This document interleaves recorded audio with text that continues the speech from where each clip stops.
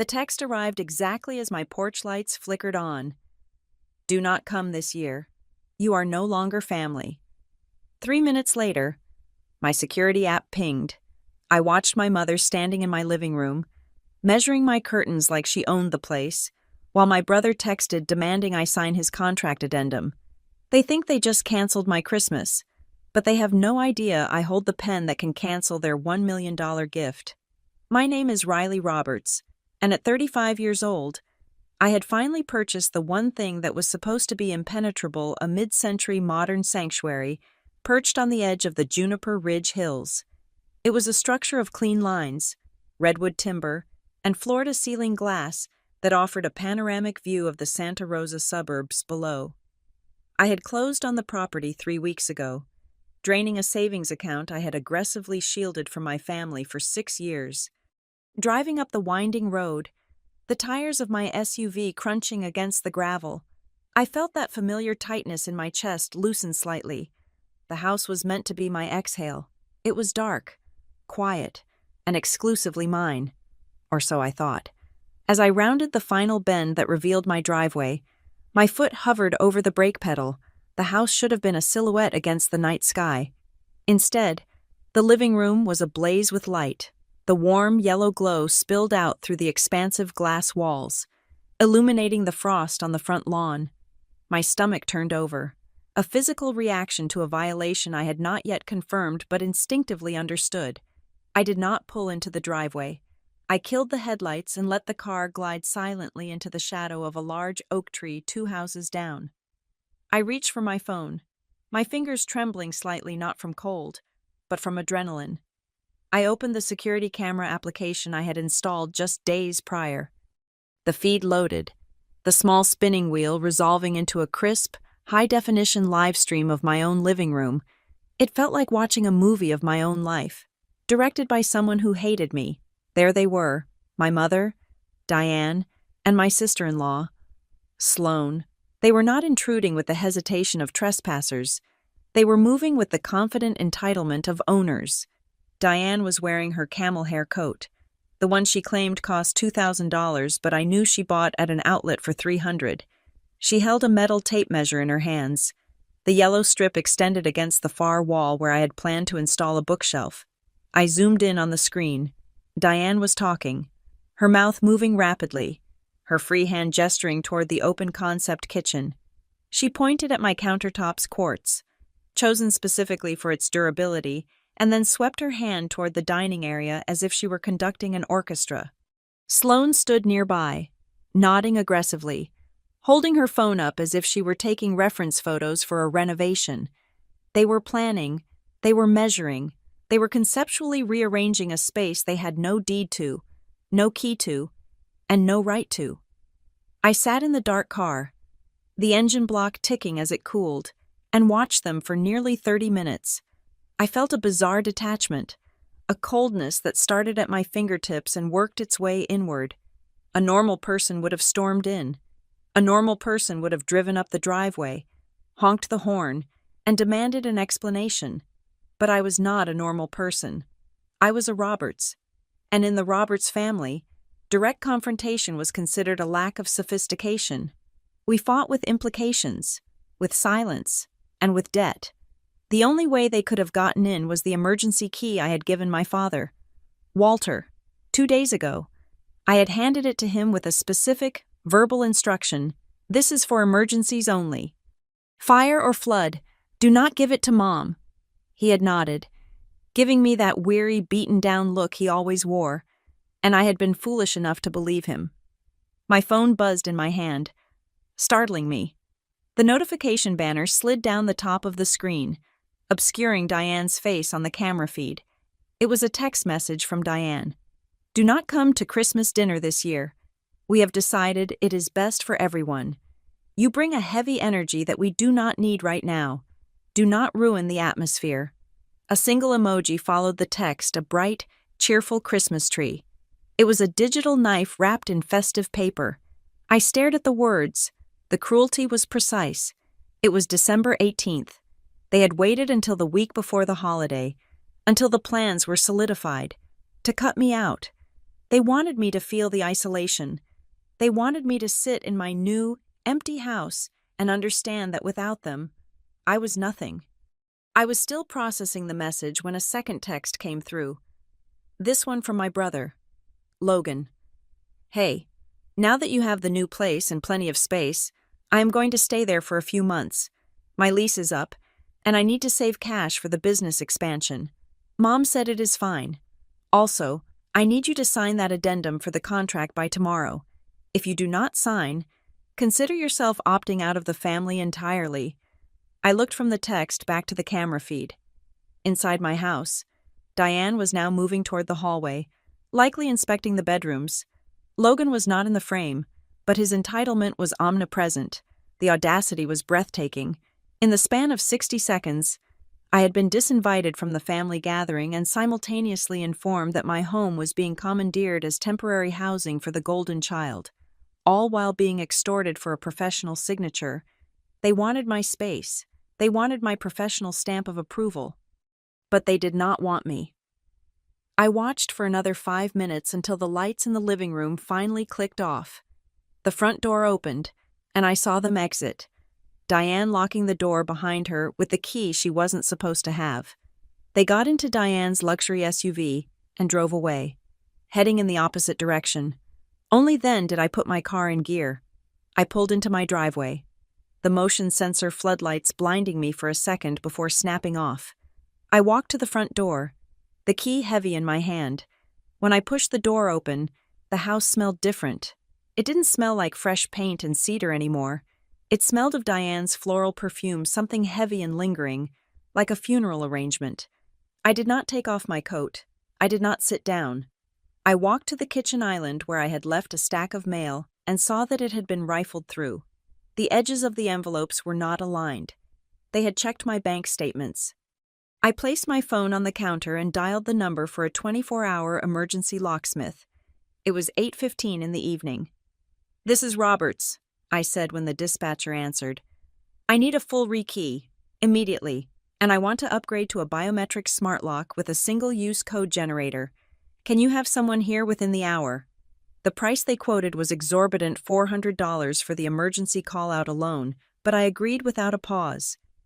"Do it," I said, "and I need the garage codes reset as well." While I waited for the locksmith, I did not cry.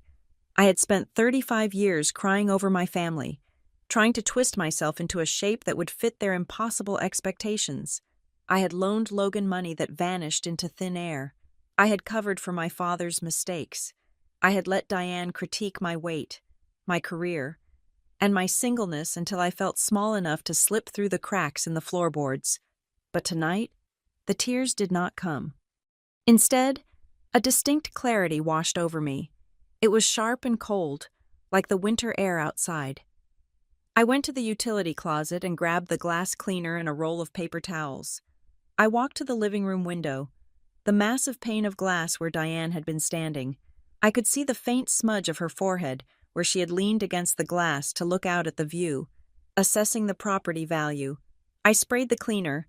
The chemical scent bit at my nose, overpowering the floral perfume. I wiped the glass. I scrubbed it in hard, circular motions. I was not just cleaning my house. I was erasing them. I was removing their fingerprints, their breath, their claim. My dog, a 70-pound rescue mix named Buster, trotted into the room. He had been at doggy daycare, and I had picked him up before coming home. But in the chaos, I had forgotten to greet him properly. He sensed the tension. He didn't jump up. He simply walked over to where I was kneeling by the window and pressed his heavy, warm body against my leg. He let out a long, ragged sigh and laid his head on my foot. I reached down and buried my hand in his fur, feeling the steady rhythm of his breathing. He was the only living thing in this world that loved me without condition, without a contract, without a performance bond. The locksmith arrived at 9 o'clock. He was a burly man who worked in silence, which I appreciated. I watched him dismantle the standard deadbolt, the one my father had a key to, and replace it with a sleek black keypad that required my fingerprint to open. When he finished, I programmed the master code.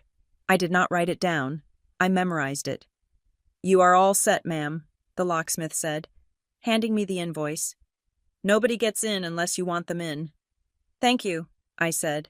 "That is exactly the point." After he left, the house was finally silent again. The new lock hummed softly, a green light pulsing once before fading to black. I stood in the center of the living room. It was sparsely furnished, just a gray sofa, a rug, and in the corner, a small, pre-lit Christmas tree I had set up 2 days ago. It looked pathetic now, blinking quietly in the dark room. I looked at the tree, and then I looked at my phone, where Logan's text message still glowed on the screen. Sign the addendum. They thought they had stripped me of my holiday. They thought that by taking away the family gathering, they were punishing me, putting me in my place so I would be desperate enough to sign whatever they put in front of me just to be let back in the warmth.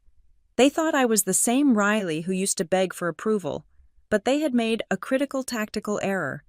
They had shown me the reality of my position. I wasn't family. I was a resource, and when a resource is threatened, it protects itself. Logan needed that addendum. He needed the cash flow from the upcoming phase of the Ravenbrook Retreat project. He needed me to sign off on the liability shift so he could draw down the next tranche of $1 million from the developers. He thought my signature was a formality, a biological obligation. I walked over to the glass wall one last time. The reflection of the room stared back at me, a woman standing alone in a house she paid for, with a career she built, holding a power she had never dared to use. "They just canceled my invitation," I whispered to the empty room, my voice sounding flat and dead even to my own ears. I looked at the reflection of the Christmas tree, then at the reflection of my own eyes. They were dry. They were hard. "Fine," I said. "If I am not family, then I am just the project manager, and I am going to cancel the one thing they consider their future."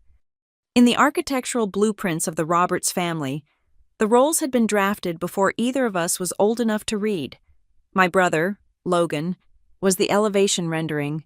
He was the glossy, full-color artistic impression that sat on an easel in the showroom to dazzle the investors. He was all curb-appeal, charming smile, firm handshake, and the kind of confident laugh that made people want to give him their money. I, on the other hand, was the retaining wall. I was the structural steel buried in the concrete. I was essential for the building to stand upright, but I was designed to be invisible, buried in the dirt, and solely responsible for bearing the load when the ground shifted. We did not talk about this hierarchy. We simply lived it. Logan owned a company called Caldwell TerraWorks. The name itself was a masterpiece of his branding genius. There was no Caldwell. He just thought it sounded established, like old money. He drove a lifted truck with the company logo decals on the door, wrapped in matte black, which he leased for $800 a month and wrote off as a business expense. He wore designer work boots that never seemed to touch actual mud. To the outside world, Logan was a successful entrepreneur, a man who built beautiful gardens and hardscapes for the wealthy elite of Sonoma County. To me, and to the bank accounts he frequently overdrew. Logan was a liability. He was a master of the start and a ghost at the finish. He could sell a client on a $50,000 backyard renovation with the passion of a poet, collecting the deposit with a flourish. But when the time came to actually pour the concrete or source the specific Japanese maples he had promised, Logan was suddenly unreachable. He would be at a networking event or on a mental health break in Cabo, leaving his foreman to apologize to angry homeowners. And when the lawsuits or the angry vendors came knocking, the family system would activate. My mother, Diane, would call me, her voice dropping to that conspiratorial whisper that always made my stomach clench. She would tell me that Logan was just going through a rough patch, that the market was tough, that he just needed a bridge loan to get to the next job. I was the bank. I was always the bank. But I was not just a source of funds. I was an industry insider, which made my utility to them twofold. I worked for Northvale Development Group, a commercial real estate developer that reshaped skylines.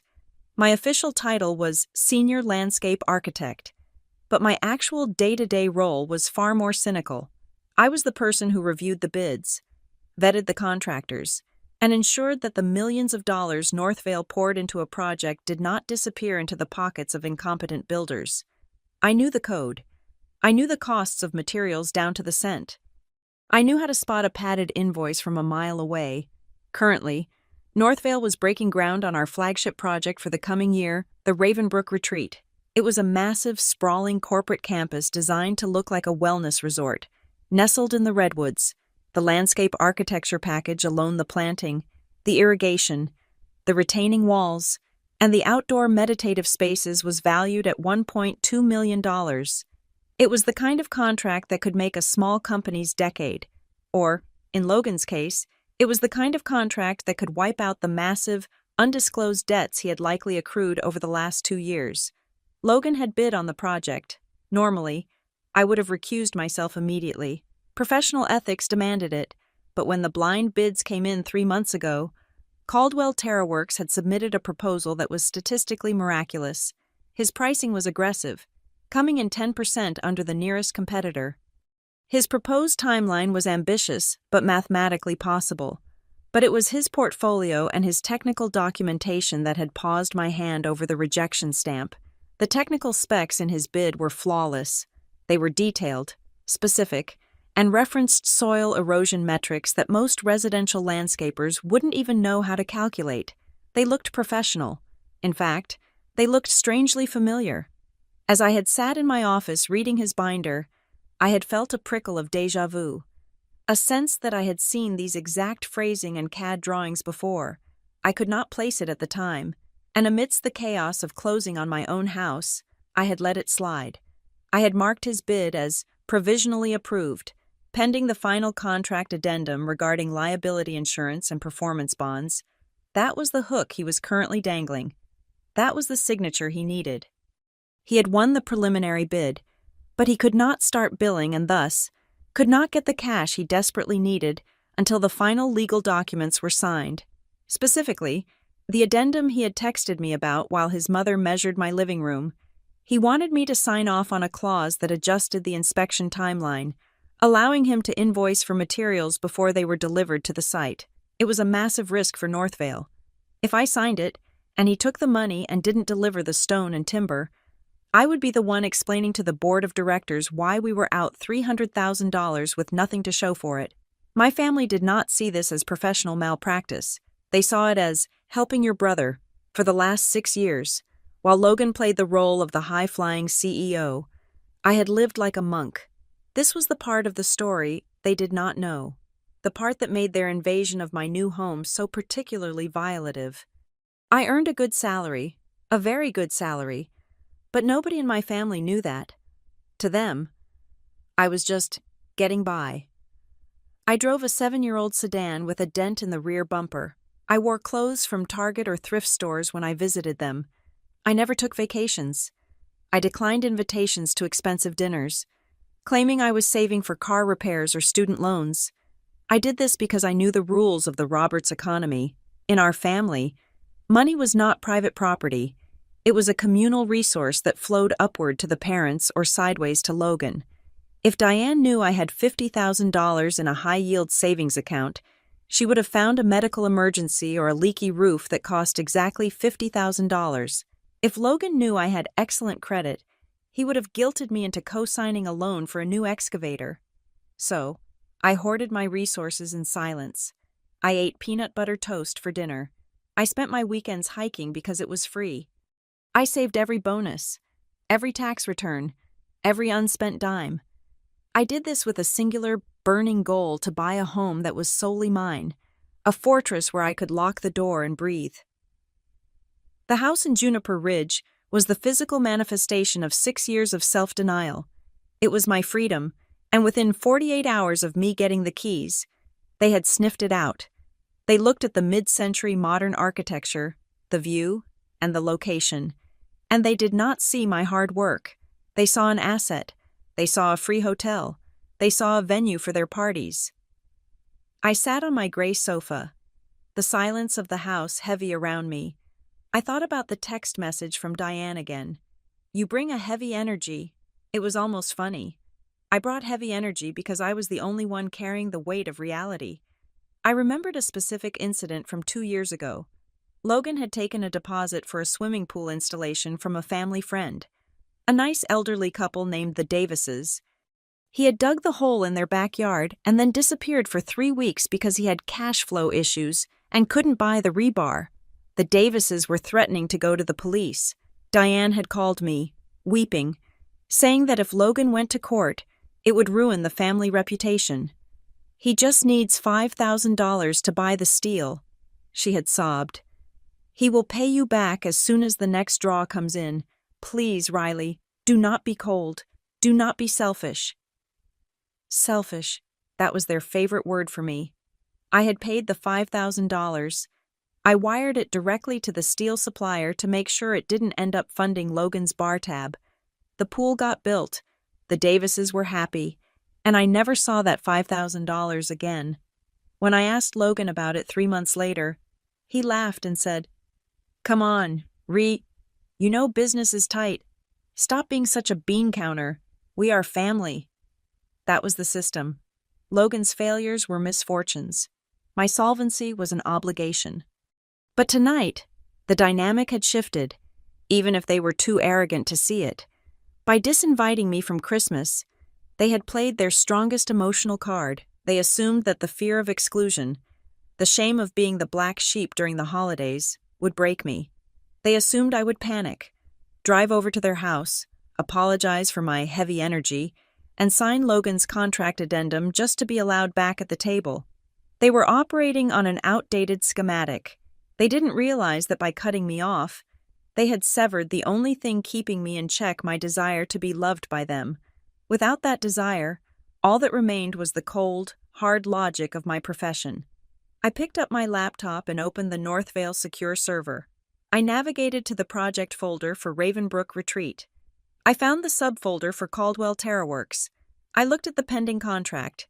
It was a PDF document, waiting for my digital signature. The blinking cursor on the screen seemed to pulse in time with my heartbeat. Logan needed this. He had likely already spent the anticipated profits. He had probably borrowed money against this contract to pay off the debts from his last disaster. If this contract vanished, the dominoes would start to fall. His leased truck, his rented condo, his facade of success, it would all collapse. I was the only one who checked the foundations, and for the first time in my life, I wasn't going to shore them up. I was going to let gravity do its work. I did not sign the document. Instead, I opened a new email draft addressed to the Northvale Legal Department and the compliance officer. I did not type anything yet. I just typed the subject line, "Urgent Inquiry Regarding Vendor Qualification. Caldwell TerraWorks." I stared at the words. "You want to treat me like a bank," I said to the empty room. "Fine, but banks foreclose." I closed the laptop. The game had changed. They wanted to use Christmas as a weapon. I was about to show them that I could weaponize due diligence. And unlike their petty social exclusions, my weapon had the backing of corporate law and a $1 million bottom line. The phone rang exactly 3 minutes after I had locked the new biometric deadbolt. The sound echoed off the high ceilings and the unadorned glass walls of the living room, sharp and demanding. I knew who it was before I even looked at the screen. The caller ID flashed, "Mom," a word that used to summon a Pavlovian response of guilt and obligation, but tonight only triggered a spike of cortisol. I slid my thumb across the screen and put it on speaker. Placing the phone on the kitchen island, I needed my hands free. I felt like I was defusing a bomb. "Riley." Diane's voice filled the empty kitchen. It was not the voice of someone who had just been caught breaking and entering. It was bright, airy, and laced with a terrifying degree of casualness. "Why are you acting so strange? I saw on the camera that you changed the locks. That is a very aggressive reaction to family dropping by." I stared at the phone, marveling at the distortion of reality. "You were not dropping by. Mom, you were measuring my floors. You were planning a renovation in a house you do not own. We were just getting ideas," she scoffed, the sound sharp like tearing fabric. "Logan needs a place to land, and you have all those empty rooms. We were just seeing how to make it comfortable for him. You act like we committed a crime." "Who gave you the key?" I asked. My voice was low, steady. "Oh, stop it," she snapped, dropping the sweet act instantly. "Family does not need permission. Your father had it, so I used it. That is how marriage works. That is how family works. We share." Speaking of sharing, Logan is trying to reach you. He is on the other line. I am merging the calls. Be pleasant. Before I could object, the line clicked, and the screen shifted to a video call request. I hesitated, then accepted. Logan's face filled the screen. He was not at home. He appeared to be in a dimly lit, high-end steakhouse, the kind with leather booths and $18 cocktails. He was wearing a suit jacket that looked expensive but fit poorly around the shoulders. He looked flushed, frantic, and unmistakably arrogant. Logan said, his voice loud over the background noise of clinking silverware. "Finally, Mom said you were having a meltdown about the house. Look, forget the house for a second. We can talk about the move-in dates later. I need you to focus. I sent you the DocuSign link again. Did you get it?" "I got it," I said. "And I read it." "Great. Sign it. I need to submit the invoice to Northvale's accounts payable by tomorrow morning if I want the wire to clear before the holiday shutdown."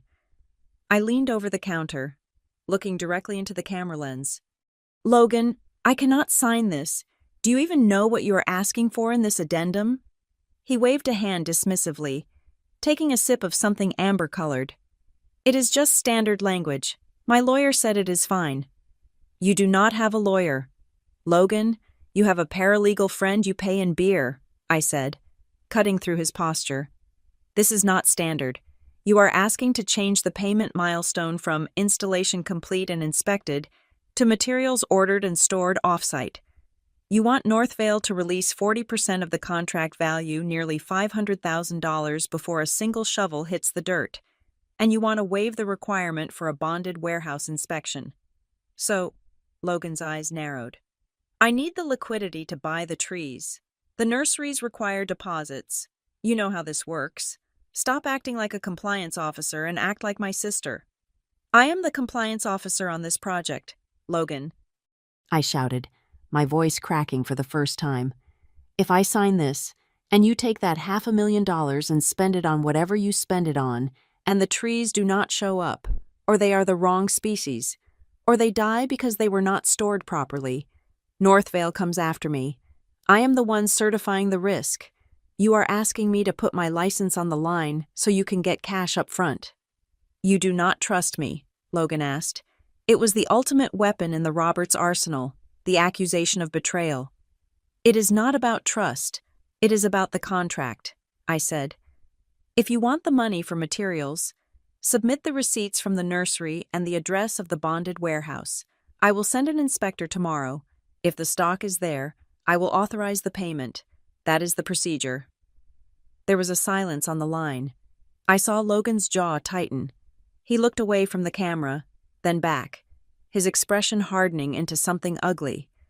"I cannot do that," he muttered. "Why not?" "Because I have not ordered the trees yet," he snapped. "I need the money to place the order. My credit line is maxed out. If I do not get this cash release, I lose the hold on the inventory. If I lose the inventory, I blow the schedule. If I blow the schedule, I breach the main contract. Do you want to be the reason I fail? Do you want to be the reason the family business goes under?" "The family business," I laughed, a harsh, dry sound. "It is your business, Logan, and you bid on a project you did not have the capital to execute. You lied on your financial disclosure forms, didn't you? You checked the box that said you had sufficient operating capital." "Diane, talk to her," Logan said, looking off screen as if my mother was sitting right there in the restaurant with him, but her voice came from the merged audio line. "Riley," Diane's voice was ice cold now, "you are nitpicking. Your brother has $1 million opportunity.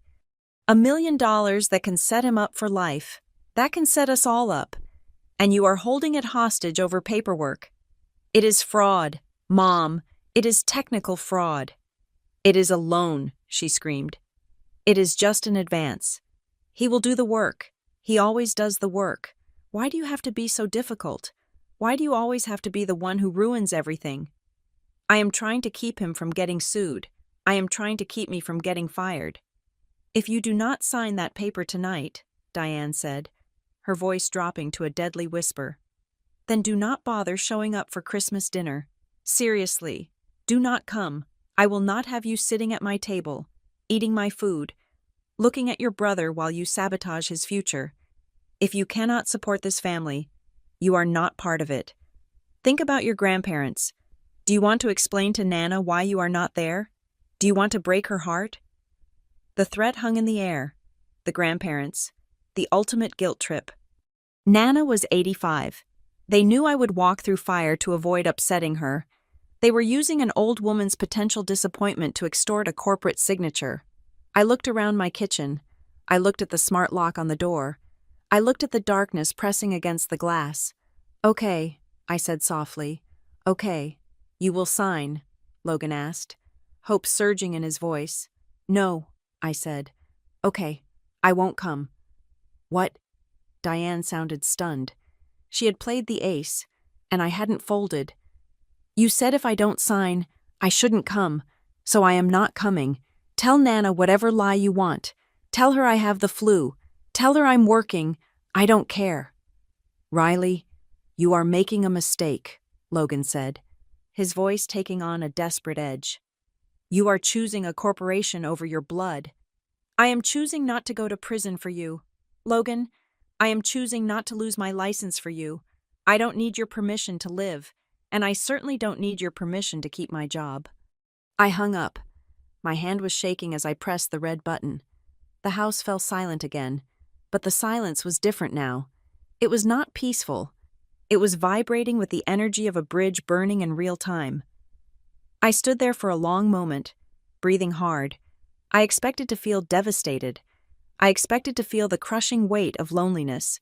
But instead, I felt a strange, lightheaded clarity. They had fired their biggest gun, and I was still standing. Then, my phone buzzed again. A text message. It wasn't Diane or Logan. It was Sloane, my sister-in-law. Sloane, who worked in pharmaceutical sales and had the moral compass of a shark. If you do not sign that addendum by morning, we are going to file a formal complaint with Northvale HR. We will tell them you fed Logan confidential competitor pricing to help him win the bid. We will tell them you rigged the tender process because he is your brother. Conflict of interest, nepotism. You will be under investigation before the turkey is carved. I read the text twice. My blood ran cold. They weren't just trying to bully me. They were blackmailing me. They were threatening to accuse me of the very corruption I was trying to prevent. And the terrifying part was, it was a plausible lie. Logan was my brother. He had won the bid. If they claimed I helped him, it would be my word against theirs. And in the corporate world, the mere accusation of rigging a $1.2 million contract was enough to get you suspended, if not fired. They didn't just want the house. They didn't just want the money. They wanted me to be their legal shield, and if I refused, they were willing to turn me into the scapegoat. I walked over to the kitchen island and opened my laptop again. My hands were steady now. The shaking had stopped. This wasn't a family squabble anymore. This was war, and in war, you need intelligence. If they were this confident, this desperate, there had to be more to it than just a cash flow problem. Logan was lazy, but he wasn't usually suicidal. To threaten my career meant he was covering up something massive. I pulled up the Caldwell TerraWorks bid package again. I had reviewed it weeks ago, but I had reviewed it with the eyes of a sister trying to be supportive, scanning for reasons to say yes. Now. I reviewed it with the eyes of a forensic auditor. I scrolled past the pricing sheets, past the insurance certificates that I now suspected were altered, and went straight to the design schematics. The landscape plan for the central courtyard of Ravenbrook Retreat was a complex drawing. It involved a specific layering of drought-tolerant grasses and a complex water retention system. When I had first seen it, I had been impressed. I had thought Logan finally hired a decent freelancer. I zoomed in on the planting schedule. The Latin names of the plants were listed in a specific order: Festuca glauca, Penicetum alopecuroides. I frowned. That combination, that specific grouping, I right-clicked on the PDF file and selected Properties. I navigated to the Metadata tab. Most people scrub the metadata before submitting a bid. Logan, apparently, was not most people, or he was just sloppy. The author field did not say Caldwell TerraWorks. It did not say Logan Roberts. It said Aaron Design Capstone 2012. The room spun. Aaron. That was my middle name. I hadn't used it professionally since grad school. I opened my own external hard drive, the one I kept in the fireproof safe. I plugged it in and searched for a folder from 2012. There it was. My master's thesis project, a design for a theoretical, sustainable corporate campus in Oregon. I opened the file. I put the two windows side by side on my screen. They were identical. He hadn't just hired a designer. He hadn't just copied a style. Logan had accessed my old personal computer, probably the one I left at my parents' house years ago when I moved out, and he had stolen my graduate thesis. He had stripped my name off the title block, slapped his logo on it, and sold my own work back to my own company for $1 million. And the metadata showed the file was last modified 3 months ago. I checked my calendar. 3 months ago. The weekend of my father's birthday. I had gone home for dinner. I had left my laptop bag in the study while I helped Diane cook. Diane had been so sweet that night. She had asked so many questions about my work, about what Northvale was looking for in a design. She had kept me in the kitchen for hours. I realized now that I hadn't been a guest at that dinner. I had been a distraction. While Diane kept me busy chopping vegetables, someone, Logan, or maybe even my father, had been copying my hard drive. Sloane's threat echoed in my mind. We will tell them you fed Logan confidential info. They were projecting. They were accusing me of the exact crime they had committed. I sat back in the chair. The light from the laptop screen was the only thing illuminating the dark kitchen. Outside, the wind was picking up, rattling the expensive glass panes I had wiped clean of their fingerprints. I didn't cry. I didn't feel the urge to call them and scream. That would be giving them what they wanted, emotion. They canceled Christmas, I whispered to the empty room. My voice sounded strange, devoid of the tremor that had been there an hour ago. I looked at the stolen file on the screen. It was proof of theft. It was proof of corporate espionage. It was proof that my family looked at me and saw nothing but a carcass to be scavenged. Noel is canceled, I said, reaching for my phone to take a photo of the screen. But the audit is just beginning, and when I am done, you won't just be out of a contract, you will be out of options. I saved the screenshot. I backed up the files. I created a new folder on my desktop and named it simply Evidence. The sadness was gone. In its place was a cold, razor-sharp determination. If they wanted to play legal games, they had chosen the wrong opponent. They thought they were dealing with a heartbroken daughter. They had no idea they had just declared war on a senior project manager with a paper trail. The transition from being a daughter to being a plaintiff happened at exactly 8 a.m. the following morning. It was not a decision born of anger, but of survival. I had spent the night not sleeping, but compiling. My kitchen table, usually reserved for coffee and quiet breakfasts, had transformed into a war room. Stacks of printed emails, bank transfer records from years ago, and the damning side-by-side comparison of my graduate thesis and Logan's bid documents covered the court surface. I did not go into the office.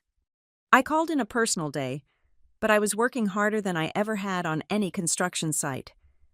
My first call was not to my family, but to a lawyer named Sarah, a specialist in civil litigation whom I had met at a networking event 3 years ago.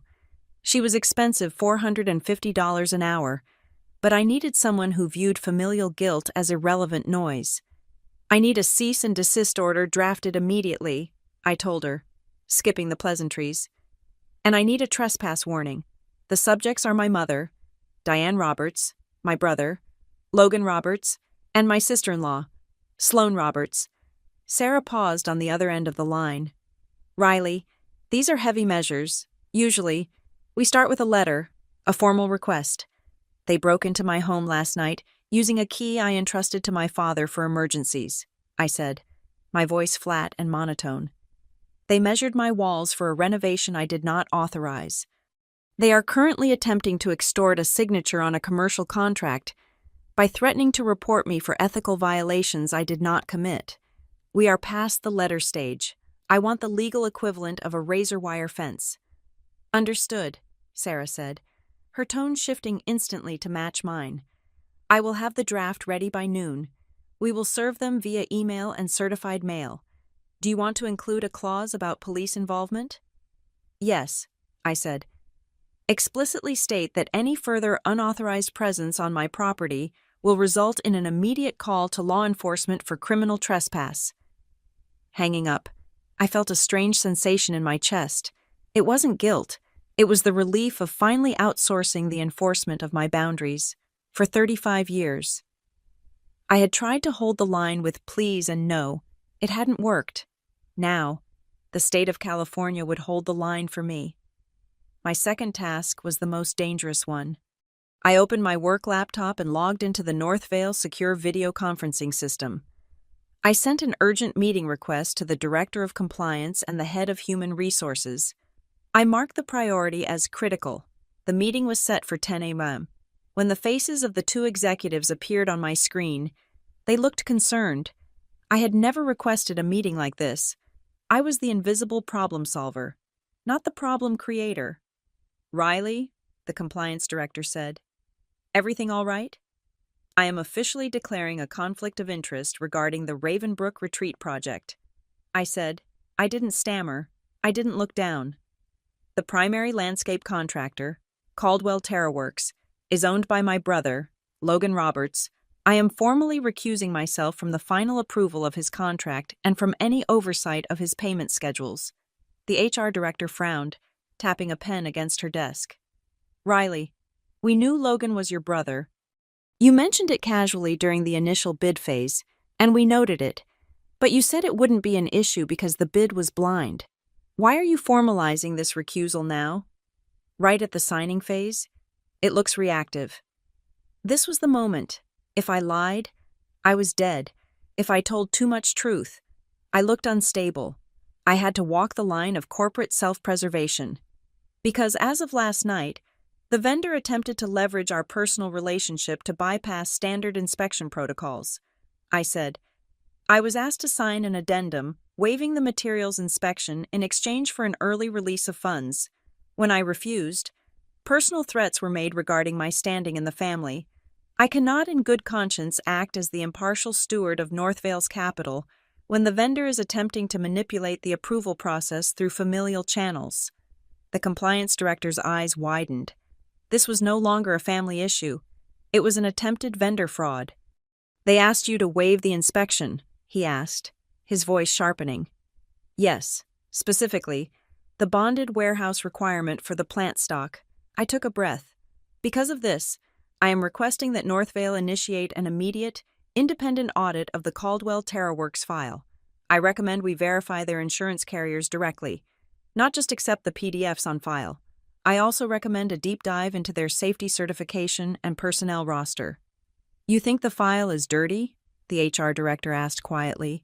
I think if a vendor is desperate enough to threaten a project manager at her private residence, they are desperate about other things too. I replied, I am protecting the company, and I am protecting my license. There was a long silence. Then the compliance director nodded. You did the right thing bringing this to us. Riley, we will assign a third-party auditor by end of day. You are recused. Direct all further communication from TerraWorks to legal. Do not answer their calls.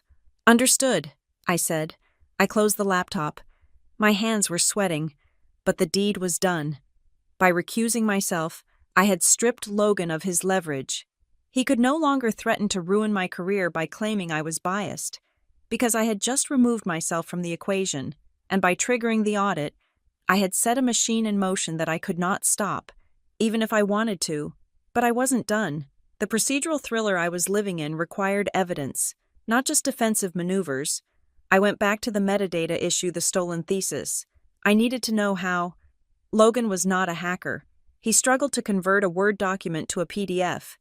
He didn't break into my cloud storage. He had physical access. I logged into my old personal email account. the one I used back in grad school. I searched for mom and laptop. I found it. An email from 3 years ago, dated September 14th. Subject: recipe for apple pie. Hi, honey. My iPad is acting up and I cannot see the screen. I am at your place waiting for you to get home from work. I borrowed your old laptop from the study to look up that pie recipe for Dad's birthday. Hope you do not mind. Love, Mom. I looked at the date. September 14th. I switched tabs to the file properties of the stolen design document Logan had submitted. The created date on the copied file was September 14th, 3 years ago, timestamp 4:30 p.m. I felt a cold shiver run down my spine that had nothing to do with the temperature. Diane hadn't been baking a pie. She had been copying my hard drive. She had likely been instructed by Logan to get anything that looks like a drawing. They had been planning to strip mine my intellectual property for years, waiting for a project big enough to use it. I wasn't a daughter to them. I was an archive. I was a resource library. They felt entitled to check out materials from without a library card. I grabbed my keys and drove to the nearest electronics superstore. I bought 3 high-definition, wide-angle security cameras with audio recording capabilities and a local hard drive backup. I wasn't going to rely on the cloud alone. I spent the afternoon on a ladder, drilling into the pristine redwood siding of my new house. I mounted one camera facing the driveway, one covering the front porch, and one hidden in the planter box near the living room window where they had peered in. As I configured the software, I set the sensitivity to maximum. I enabled the continuous recording feature. This wasn't about security anymore. It was about documentation. In California, you generally need 2-party consent to record audio, but there is an exception for recording evidence of a crime or when the person has no expectation of privacy while committing a trespass. If they came to my door to scream at me, I wanted every syllable captured in 4K resolution at 4 p.m. Sarah emailed me the finalized documents. The cease and desist letter was a thing of beauty. It was cold, clinical, and devoid of any emotion. It simply stated facts and consequences. To Diane Roberts, Logan Roberts, and Sloan Roberts. You are hereby notified that your license to enter the property located at Juniper Ridge is revoked. Any future entry will be considered criminal trespass under California Penal Code Section 602. Furthermore, any contact with Riley Roberts regarding the Northvale TerraWorks contract will be considered harassment and tortious interference with business relations. I signed it digitally. I sent it via email to all 3 of them. Then I drove to the post office and sent physical copies via certified mail. Return receipt requested. I sat in my car in the post office parking lot, watching people rush in and out with armfuls of Christmas packages. They were mailing gifts. I was mailing a restraining order in everything but name. My phone buzzed. It was Logan. He hadn't read the email yet. Just a reminder. The text read, "The wire needs to clear by Friday. If you do not sign today, do not bother calling us ever again. We mean it. Riley, you are cutting yourself off." I looked at the message. You are cutting yourself off. He was trying to frame my survival as an act of amputation. He wanted me to believe that I was the one holding the knife, when in reality, I was just refusing to bleed out for them. I typed a reply, then deleted it. The lawyer had been clear, no engagement. Instead, I opened my calendar. It was December 19th. There were exactly 6 days until Christmas. They had chosen the holiday season as their stage because they knew the cultural pressure to make peace would be at its peak. They counted on the Christmas lights, the nostalgia, and the fear of being alone to force my hand. They thought the backdrop of the holiday would make me weak, but they had miscalculated. The holiday didn't make me weak. It made the betrayal starker. It highlighted the transactional nature of their love. I drove back up the hill to my glass house. The sun was setting, casting long shadows across the valley. As I pulled into the driveway, the new cameras clicked on, their tiny red lights blinking in the twilight. I went inside and locked the door with my fingerprint. I fed the dog. I poured a glass of water. I wasn't waiting for Santa Claus. I was waiting for the inevitable explosion when they opened their email. I was waiting for the Northvale audit team to tear Logan's fraudulent company apart piece by piece. Let them have their Christmas, I said to the silence. I will take the truth. I sat down at the kitchen island and opened a new file on my laptop. I named it Timeline of Events for Civil Suit. If they wanted to play games with my livelihood, I would ensure that by the time the new year rang in, they wouldn't just be uninvited from my house, they would be uninsurable in the state of California. The daughter was gone. The plaintiff was ready. The silence in my kitchen was broken not by a threat, but by the buzzing of my phone displaying a name that rarely appeared on my screen, Harper. My youngest sister, Harper, was 22, finishing her degree in Oregon, and notoriously allergic to family conflict. She was the peacekeeper, the one who floated above the toxic sludge of the Roberts family dynamic on a cloud of studied neutrality. If Logan was the golden child, and I was the scapegoat, Harper was the mascot. She usually only called to ask for career advice or to send me memes. I answered on the second ring. "Hey, Harps," I said, trying to keep the tension out of my voice. "Everything okay?" "Riley," she whispered. Her voice was trembling. She sounded like she was hiding in a closet. "I am sorry. I did not want to be the one to tell you, but I cannot sleep. I feel like I'm going to throw up." My stomach dropped. "Tell me, what is everyone okay?" "Physically, yes," she said, her breath hitching. "But I was on FaceTime with Dad an hour ago. He had been drinking, a lot. You know how he gets when he drinks whiskey." I knew exactly how he got. Walter Roberts became loose-lipped and boastful when the bourbon hit his bloodstream. "What did he say?" "Harper. He was bragging about how they fixed the Logan situation," she said, her voice barely audible. "He said they found the money for the Ravenbrook bond. He said they had to liquidate an asset, but it was worth it to save the company." "What asset?" I asked, though a cold dread was already pooling in my gut. They didn't have assets. They had leased cars and mortgaged walls. "The cabin," Harper choked out. "Riley, they sold Pine Hollow." I froze. My hand gripped the edge of the quartz countertop so hard my knuckles turned white. Pine Hollow. It was a small, A-frame cabin in the mountains, 2 hours north of here. It wasn't a mansion. It was a drafty, cedar-shingled refuge that smelled of wood smoke and old paper, but it was mine, or it was supposed to be. When my grandmother died 5 years ago, she had left the bulk of her estate to my parents, but she had explicitly left the cabin to me in a trust. She had told me, holding my hand in her hospital room, that she knew I was the one who needed a place to hide. "The boys get the glory," she had rasped. "You get the peace." "That is impossible," I said, my voice sounding hollow.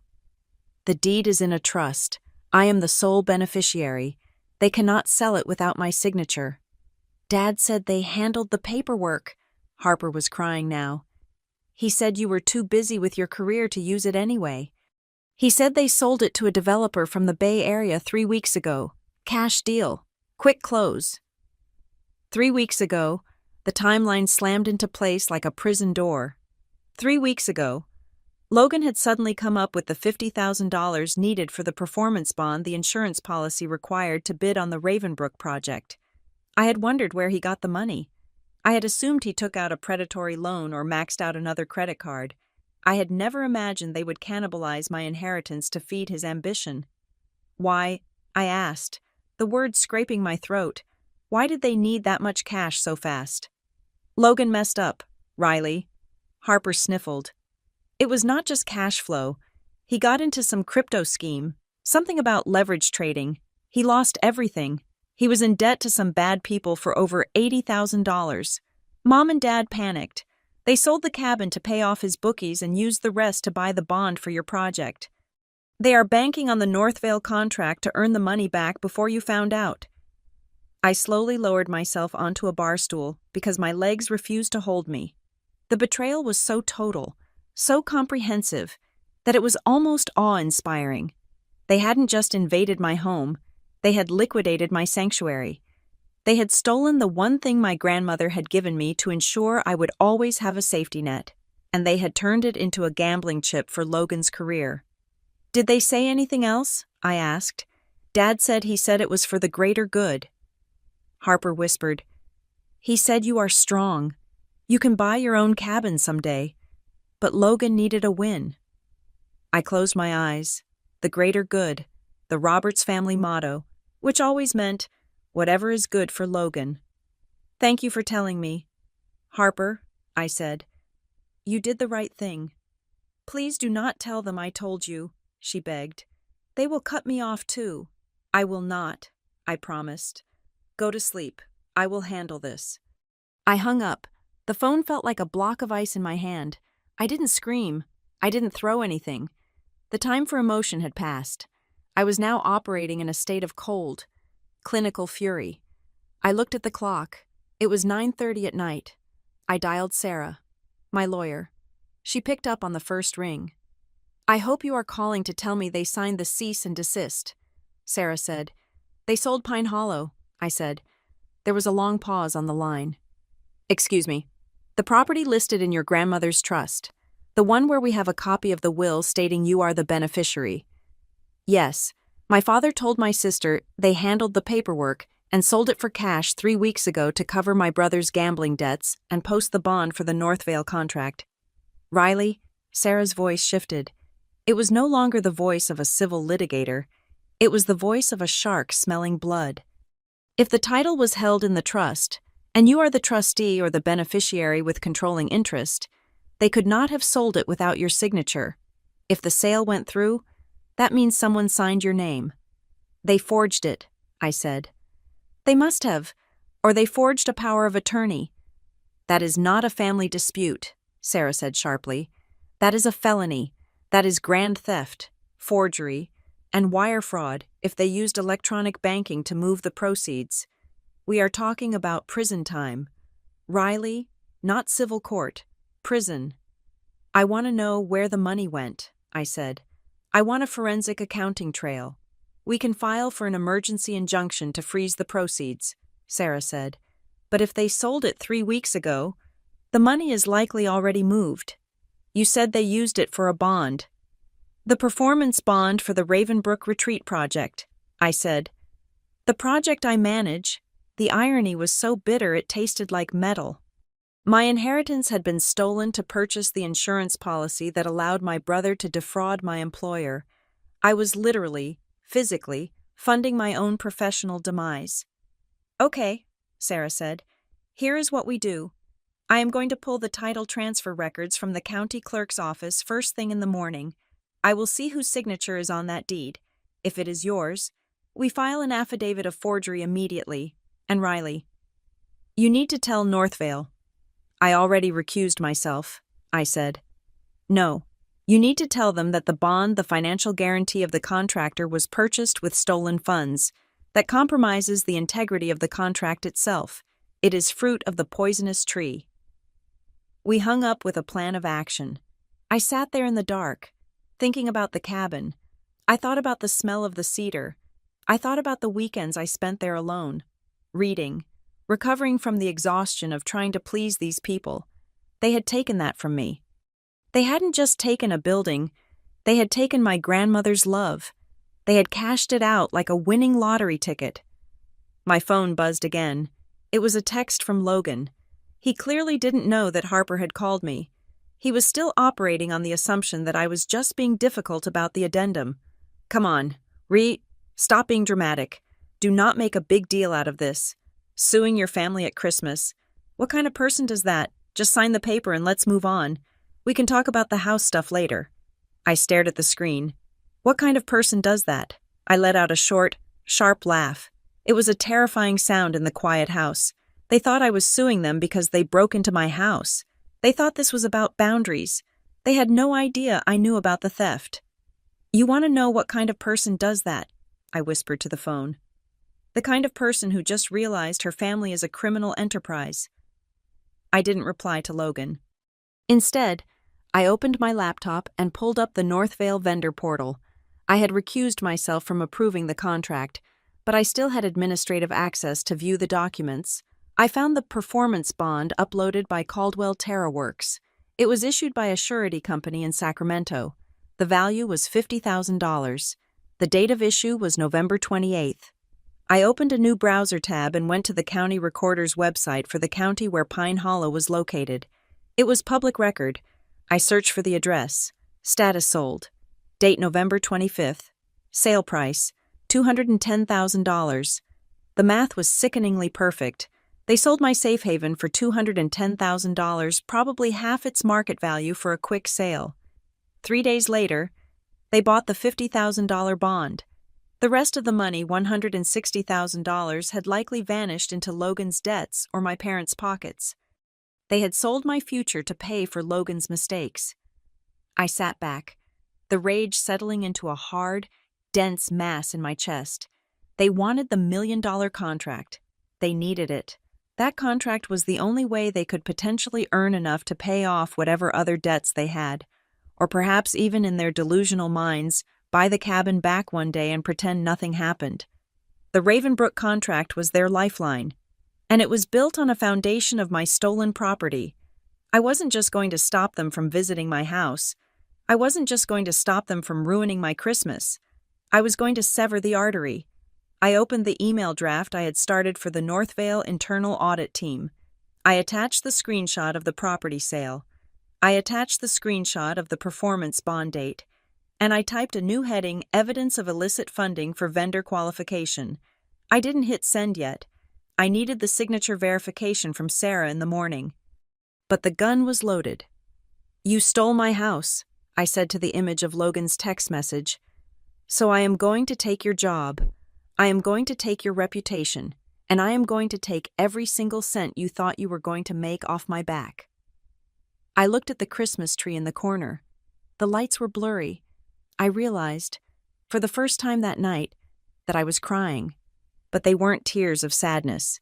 They were tears of mourning for the sister I used to be, the one who would have let this slide, the one who would have said, "It's just money. Family matters more." That sister was dead. She died the moment the deed to Pine Hollow was signed with a forged hand. The woman who remained was something entirely different. She was a creditor, and she was coming to collect. The morning of December 23rd arrived with a sky the color of bruised iron. The air was crisp and motionless, the kind of silence that usually precedes a storm. Though the forecast called for clear weather, I was awake at 6 o'clock, fully dressed in my charcoal gray wool suit, my hair pulled back into a severe, tight bun. I was not dressed for a holiday break. I was dressed for a board meeting. I drank my black coffee standing up in the kitchen, watching the live feed from the new wide-angle cameras I had installed 3 days ago. I knew they were coming. They had to. The deadline for the contract addendum had passed at midnight, and my silence had likely driven Logan into a frenzy of panic and entitlement. In the Roberts family playbook, when psychological manipulation failed, they resorted to physical imposition. They believed that if they simply occupied the space, if they moved their furniture into my rooms and their bodies into my hallway, reality would bend to accommodate them. At 8:15, the motion sensor at the bottom of the driveway triggered. First came Diane's white SUV, driving aggressively fast for a residential street. Right behind it, lumbering like a beast of burden, was a 26-foot moving truck. I watched on the screen as the caravan pulled up to my house. The truck was so large it blocked the view of the street, its air brakes hissing loudly as it came to a halt, inches from my garage door. It was a spectacle. It was a declaration of ownership. I did not panic. I placed my coffee cup in the sink. I picked up a thick manila envelope from the counter. Then, I picked up my phone and dialed the non-emergency line for the Santa Rosa Police Department. I had spoken to the dispatch supervisor yesterday, alerting them to a potential domestic trespass situation, so my file was already flagged. "This is Riley Roberts at Juniper Ridge," I said calmly. "The individuals I have a restraining order pending against are currently attempting to breach the property with a moving van. I would like an officer to assist. We have a unit 2 minutes away," the dispatcher confirmed. I hung up. I watched the screen. Logan hopped out of the passenger side of the SUV. He was wearing a camel-colored cashmere coat and aviator sunglasses. Despite the overcast sky, he looked every inch the successful entrepreneur, playing the role of the benevolent lord of the manor. He gestured grandly to the two men climbing out of the moving truck, pointing at my front door as if he were giving them permission to enter his own castle. Diane got out of the driver's side. She was checking her makeup in the side mirror before turning to bark orders at the movers. She pointed at the front steps, then made a sweeping motion with her hand, indicating they should start unloading immediately. They were not just visiting, they were moving him in. They were betting everything on the fact that I would not cause a scene in front of strangers. They were betting that my desire to save face would override my desire to save myself. I walked to the front door, I unlocked it, stepped out onto the concrete porch, and then, very deliberately, I pulled the door shut behind me. The electronic deadbolt whirred and clicked into place. I stood there, arms crossed, the envelope held tight against my chest. I was the gatekeeper. Logan was halfway up the walk, a boxes and tape gun in his hand. He stopped when he saw me. A smile, tight and practiced, plastered itself onto his face. "Riley," he called out, his voice booming with forced cheerfulness. "Good morning. Look, I know we had a little spat, but Mom and I decided to just rip the Band-Aid off. Since I'm moving in anyway, we figured we would get it done before Christmas Eve so we can all relax. I brought the movers, so you do not have to lift a finger." He took another step. "Stop," I said. My voice was not loud, but it projected clearly across the frost-covered lawn. The two movers, burly men in blue coveralls, paused by the truck's ramp. They sensed the shift in the air immediately. They dealt with domestic disputes for a living. They knew the sound of a welcome and the sound of a warning. "Oh, come on, Logan laughed, but his eyes behind the sunglasses were darting around. "Don't be dramatic. The clock is ticking on these guys' hourly rate. Just open the door." Diane marched up beside him. She was wearing a festive red scarf that looked like blood against the gray morning. "Riley, open the door right now," she hissed, her voice low so the movers wouldn't hear.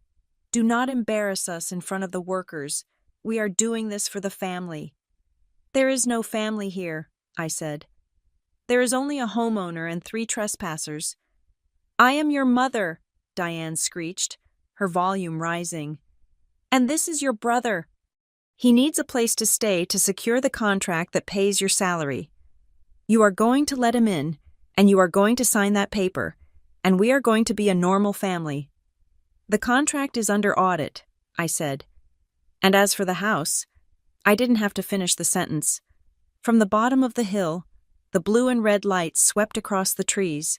A police cruiser turned into the driveway, blocking the moving truck from behind. A second cruiser pulled up onto the curb. The silence that followed was absolute. Diane's face went slack.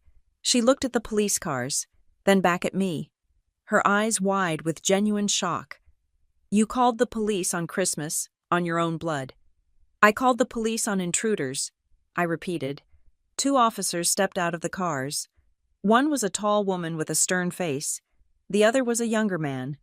They walked up the driveway with their hands resting on their belts. "Is there a problem here?" the female officer asked, looking between the group on the lawn and me standing on the porch. Logan immediately stepped forward, flashing his charming smile, though it looked brittle now. "No problem, officer. Just a little family miscommunication. My sister is just having a bit of a holiday stress moment. We are just moving some things in. I am staying here for a few months." The officer didn't smile back. She turned to me. "Ma'am, is this man a resident at this address?" "No," I said clearly. "I am the sole owner of this property. No one else resides here. These individuals do not have keys, they do not have a lease, and they do not have my permission to be on the premises. I have asked them to leave, and they are refusing." "That is a lie," Diane shouted, stepping toward the officer. "He is family. It is family property. We all pitched in for this." It was a desperate lie, born of the delusion that because they felt entitled to my money, they actually legally owned it. "Officer," I said, stepping down one stair and handing her the manila envelope. Here is a copy of the deed recorded in my name only. Here is a copy of the mortgage statement. And here is a copy of the cease and desist letter I sent via certified mail 3 days ago, revoking their license to enter. The officer took the envelope. She opened it, scanned the deed, and then looked at the cease and desist. She looked at Logan, who was starting to sweat. "Sir," the officer said, her voice dropping an octave into command tone, "do you have any proof of residency, a utility bill, a driver's license with this address?" No, not yet," Logan stammered. "I just moving in today. It is an informal arrangement. My sister said—" "I said no," I cut in. "I have the text messages to prove it." The officer handed the papers back to me. She turned to Logan. "Sir, the homeowner has established that you have no legal right to be here. This is private property. You need to remove your vehicle and your contractors immediately, or you will be cited for trespassing." "You cannot be serious," Logan said, his voice cracking. "I have a truck full of furniture. I have nowhere else to go. I gave up my lease." "That sounds like a civil issue, sir," the officer said. "Right now, it is a criminal trespass issue. Get in the truck and leave." Logan looked at me. For a second, the mask dropped completely. There was no charm, no arrogance, just pure, unadulterated hatred. He looked like a cornered animal. "You are ruining me," he whispered. "You ruined yourself," I said. "You just used my credit card to do it." Diane burst into tears. It was a theatrical, wailing sob designed to garner sympathy from the neighbors who were now peering out of their windows. "How can you be so cruel? It is Christmas. We are your family. We raised you. After everything we sacrificed for you. You sacrificed my cabin," I said. The words were quiet, meant only for them. "You sold Pine Hollow. You forged my name. Do not talk to me about sacrifice." Diane froze mid-sob. Her face went pale. She realized, in that second, that I knew. She started, but the words died in her throat. The movers, sensing the job was dead, didn't wait for instructions. The driver climbed back into the cab of the massive truck. He threw it into reverse. Beep, beep, beep. The sound was piercing. It cut through the morning air like a metronome counting down the end of their influence. In a neighborhood decked out with inflatable snowmen and twinkling lights, the harsh industrial warning of a reversing commercial truck was the soundtrack of their humiliation. The neighbors were watching. Mrs. Higgins across the street was standing on her porch with her coffee. The young couple next door was looking through their blinds. The Roberts family, who prided themselves above all else on appearing perfect, on being the envy of the community, were being evicted from a driveway by the police. "Ma'am, you too," the officer said to Diane. Diane looked at me one last time. Her eyes were red, her mascara smudged. She tried one last angle. "If you do this, Riley, there is no coming back. You are orphaning yourself. You will be alone on Christmas. You will be alone forever." I looked at the moving truck backing down the hill. I looked at the police standing guard. And I looked at the gray sky that felt like it was finally clearing. "I would rather be alone in a house I own," I said, "than crowded in a house of thieves." I reached into the envelope and pulled out the last document. I walked past the officer and thrust it into Diane's shaking hand. "This is the formal trespass notice," I said. "If you or Logan or Dad step foot on this property again, I won't just call the police to move you. I will press charges." "Merry Christmas!" I turned around and walked back up the steps. I scanned my thumb on the lock. The deadbolt retracted with a smooth, expensive mechanical slide. I stepped inside and closed the door. Through the glass, I watched them retreat. Logan was shouting at the truck driver. Diane was slumped in the driver's seat of her SUV. The police waited until both vehicles had cleared the driveway and disappeared down the winding road of Juniper Ridge. Only then did my knees shake. I sat down on the bottom step of the entryway. Pulling my knees to my chest, the house was quiet. The beep, beep, beep was gone. I looked at the neighbors across the street. Mrs. Higgins was still watching. I didn't hide. I stood up, smoothed my skirt, and gave her a small, polite wave. She hesitated, then waved back. They saw the police. They saw the truck leave. They saw the conflict. But they also saw who was still standing inside the house. My family had lived on the currency of face, of looking the part, of acting superior. Today, in front of the entire neighborhood, that currency had been devalued to zero. They had tried to bring a siege engine to my door, and I had turned it away with a piece of paper and a backbone I didn't know I had until they tried to break it. I walked into the kitchen and poured the cold coffee down the sink. I brewed a fresh pot. The siege was broken, but the war for the $1 million was just entering its final phase. The retaliatory strike did not come in the form of a brick through my window or a slashed tire. The Roberts family was far too concerned with appearances for vandalism. Instead, the attack arrived at 1:15 in the afternoon via a high-priority email notification that pinged loudly in the silence of my home office.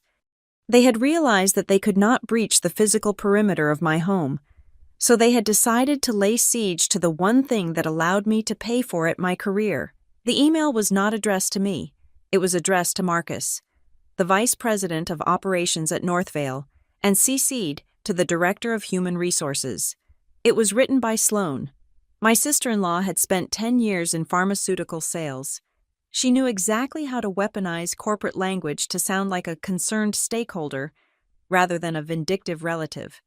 I had administrative privileges on the project server, which meant I could see the incoming correspondence flagged for the Ravenbrook file. I opened it, my heart hammering against my ribs, not from fear, but from the sheer, icy shock of their calculation. Subject: formal complaint regarding vendor bias and unprofessional conduct. Ravenbrook Project. Dear Marcus, it is with a heavy heart that I must bring to your attention a disturbing lack of professionalism regarding the landscape contract management for Ravenbrook Retreat. As you know, Caldwell TerraWorks has acted in good faith throughout this process. However, it has become impossible to ignore that the project manager, Ms. Roberts, is currently navigating a severe personal mental health crisis that is clouding her professional judgment. She has expressed deep-seated personal animosity toward her family members who operate TerraWorks, and she is currently using her position at Northvale to exact personal revenge for private family disputes. We have documentation of her erratic behavior and believe she is intentionally obstructing the contract to harm a qualified vendor. We ask for an immediate review of her conduct. It was a masterpiece of gaslighting. In 2 paragraphs, Sloan had reframed my due diligence as erratic behavior and my refusal to commit fraud as personal revenge. 10 minutes later, my phone rang. It was the legal department. Riley, the voice was clipped. We need you on a secure video link. Now, compliance and HR are already on the line. I didn't panic. I put on my blazer over my blouse. I smoothed my hair. I opened the folder on my desktop named Evidence. When I joined the call, 3 faces stared back at me. Marcus looked tired. The head of HR looked concerned. But it was the director of compliance, a sharp-eyed woman named Elena, who looked like she was ready to conduct an execution. Riley, Elena started without preamble. We received a disturbing communication alleging that you are compromising the bid process due to a personal vendetta. The vendor claims you are blocking their contract because of a family dispute. Is it true that you denied their addendum yesterday? Yes, I said calmly. And is it true that you called the police on the vendor's principal owner, Logan Roberts, this morning? I called the police on a trespasser who attempted to move furniture into my private residence without my consent, I corrected. The fact that he is the vendor is secondary to the fact that he was breaking the law. This looks messy. Riley, Marcus said, rubbing his temples. They are claiming you are unstable. They are saying you invited him to live there and then snapped. They are threatening a lawsuit for tortious interference. They are projecting, I said. I am not obstructing a qualified vendor. I am blocking a vendor who is attempting to defraud this company. I shared my screen. Exhibit A, I said, pulling up the text messages from Logan. Here is the vendor explicitly stating that if I do not sign the addendum to release funds early, I will be cut off from the family. That is extortion. He is leveraging a personal relationship to bypass financial controls. I clicked to the next slide. Exhibit B, I said. This is the video footage from my security cameras last night. You can hear Diane Roberts admitting that they need the money to save Logan because he is in debt. This is not a solvent company. They need Northvale's mobilization check to pay off previous liabilities. The room on the screen went quiet. Elena leaned closer to her camera. That is compelling, she said, but it does not explain one thing. Sloane's email attached a file. She claims that TerraWorks has possession of internal design documents that prove they were collaborating with you long before the bid process. She claims you gave them the designs to help them win, and now you are backtracking. My stomach turned over. They were using the stolen file, my graduate thesis, as proof that I had colluded with them. It was a twisted, suicidal logic admit to receiving stolen goods to prove the victim was an accomplice. They have a file called Courtyard Schematic V2. I asked. Yes, Elena said. It has your name on the original metadata. I did not give that to them, I said. They stole it. Riley, the HR director, warned. That is a serious accusation. How does a landscape contractor steal a digital file from your secure work laptop?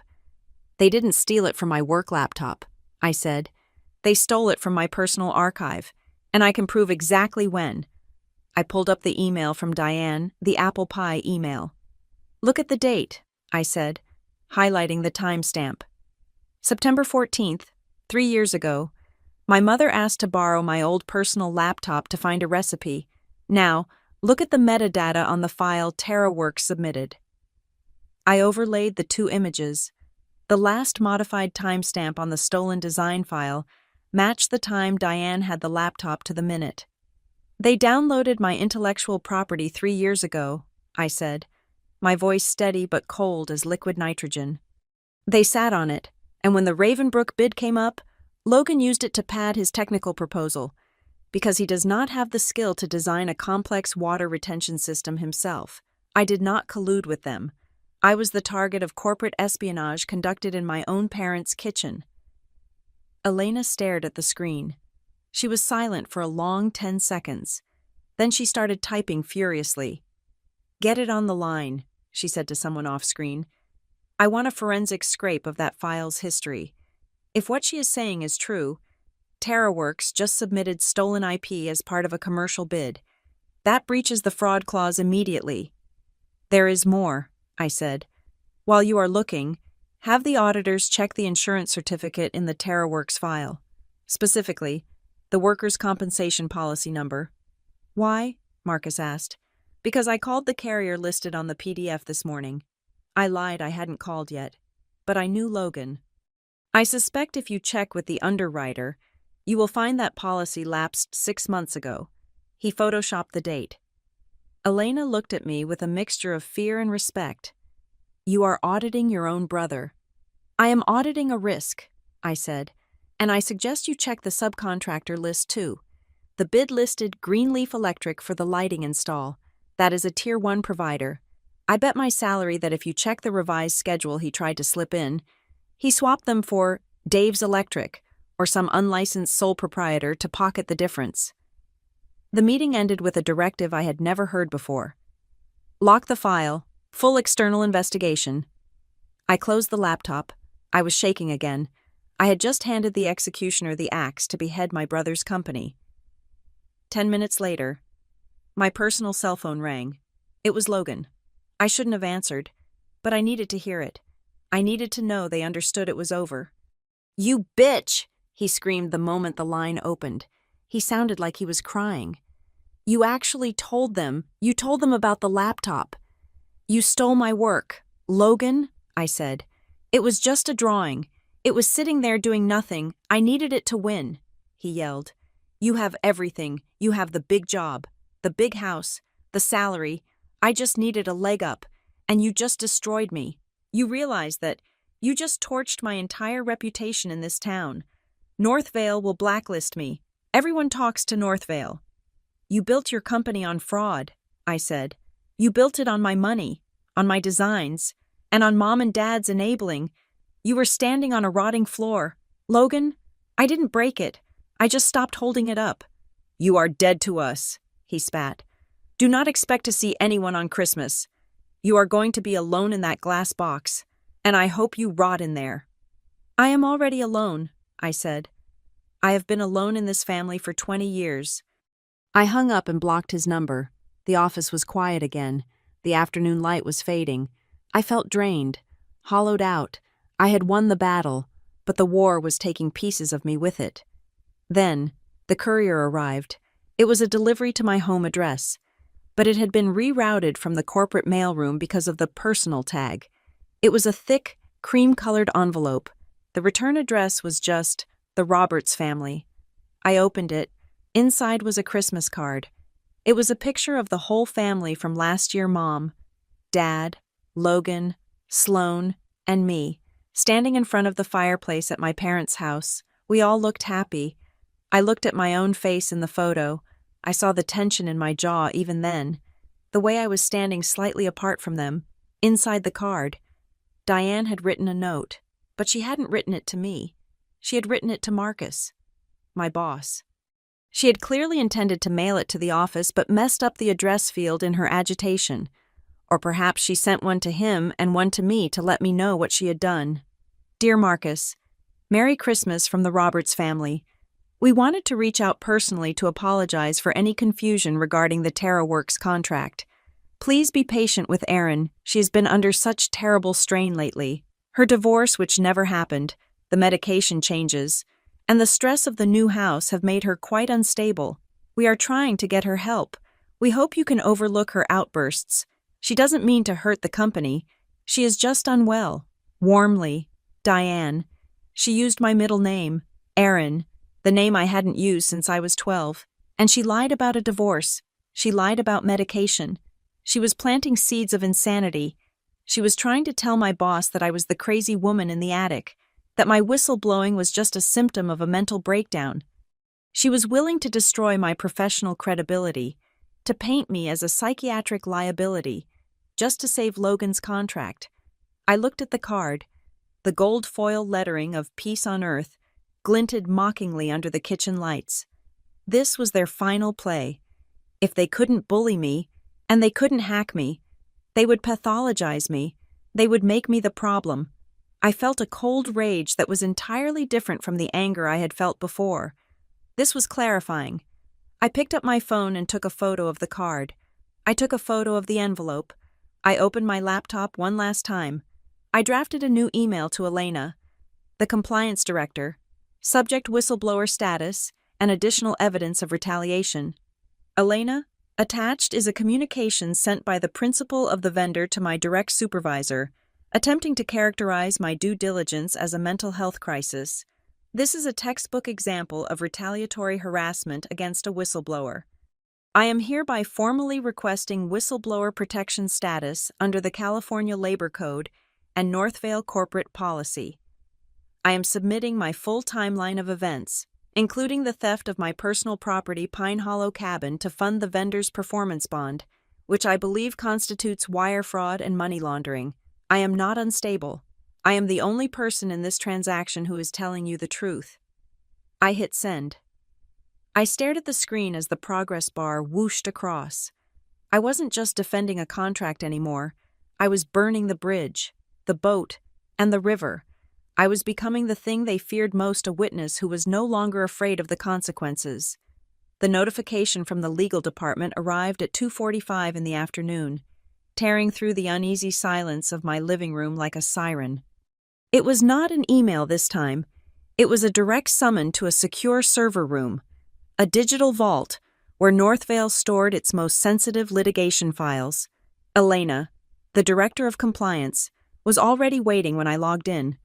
Her video feed was crisp, but her expression was unreadable, the kind of stone-faced neutrality that usually precedes a termination. "Riley," she said, her voice devoid of the earlier warmth, "we have found something, and before I show you, I need to remind you that you are under oath as a whistleblower." "I understand," I said. My hands were folded in my lap, gripping each other so tightly my knuckles ached. We ran the optical character recognition software on the entire TerraWorks bid package, Elena explained. We were looking for altered dates or mismatched fonts. We found something much worse. We found a document on page 42 of the technical appendix titled Design Consulting Commitment. Are you familiar with this document? No, I said. The technical appendix usually just lists soil specs and irrigation flow rates. Take a look. Elena shared her screen. A PDF document appeared. It was a standard Northvale form, one we required for contractors who did not have a licensed landscape architect on their full-time payroll. It was a commitment letter stating that an external licensed professional had reviewed the plans and would oversee the critical infrastructure installation. At the bottom of the page, there was a signature. I stopped breathing. The air in my lungs turned to concrete. It was my signature. It was undeniably, unmistakably, my name, written in my handwriting, Riley A. Roberts. Did you sign this document, Riley? Elena asked. It is dated October 15th. That is 2 weeks before the bid was submitted.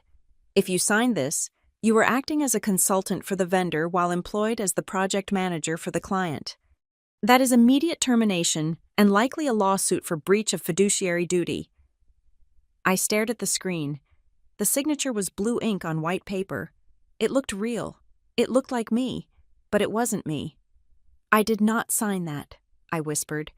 I have never seen that form in my life. It matches your personnel file signature, Elena said, though there was a hint of hesitation in her voice. Zoom in, I commanded. Zoom in on the R in Roberts. Elena obeyed. The pixelated curve of the letter filled the screen.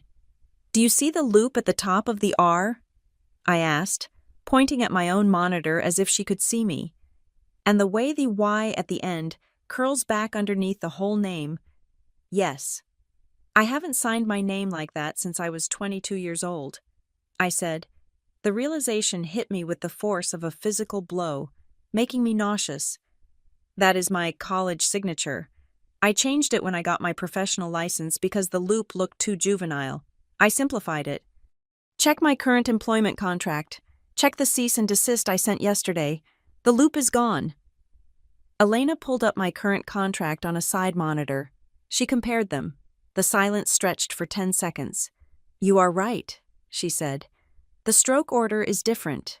They traced it, I said, the horror rising in my throat like bile. They didn't just steal my design. They stole my identity. They took an old document, probably a birthday card, or a student loan application from a decade ago, and they lifted the signature. They pasted it onto this form to satisfy the qualified professional requirement. It was a violation so intimate it made my skin crawl. My parents, or my brother, had sat at a table, likely with a light box or a piece of tracing paper, and carefully forged my hand. They had used my own name to bypass the safety regulations I was sworn to uphold. They knew that without a licensed architect attached to the bid, TerraWorks would have been disqualified in round 1. So they didn't just ask for my help. They conscripted me without my consent. This is forgery, Elena said. This is felony forgery.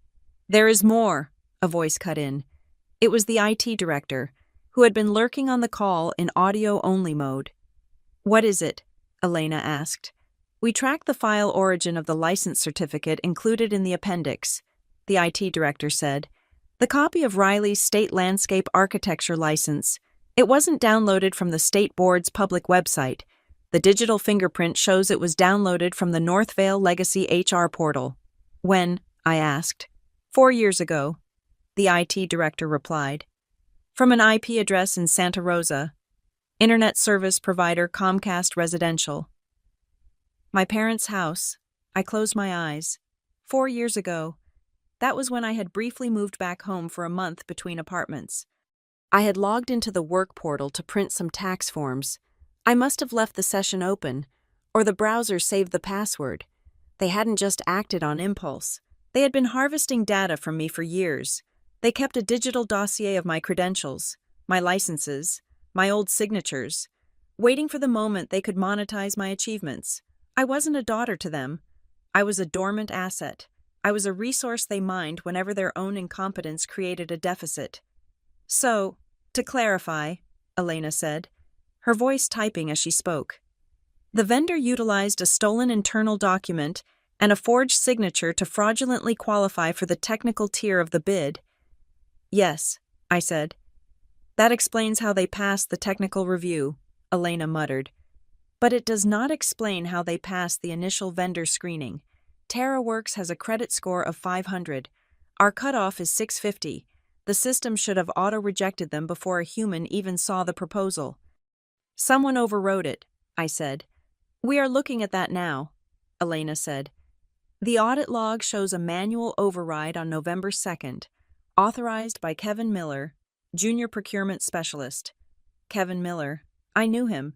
He was a 24-year-old kid in the purchasing department. Nice guy. Drove a Honda Civic. Always complained about his student loans. Why would Kevin override it? I asked. We pulled Kevin's corporate email. Elena said, Nothing there, but we pulled the flag on his external communications. He received a PayPal transfer on November 3rd, $2,000. From who? An LLC called Roberts Holdings. Elena said. I let out a harsh, dry laugh. Roberts Holdings. That was my father's shell company, the one he used to hide money from the IRS, or at least tried to. My father bribed a junior employee, I said. He paid Kevin $2,000 to open the back door so Logan could walk in and steal $1 million. This is RICO territory, the IT director whispered.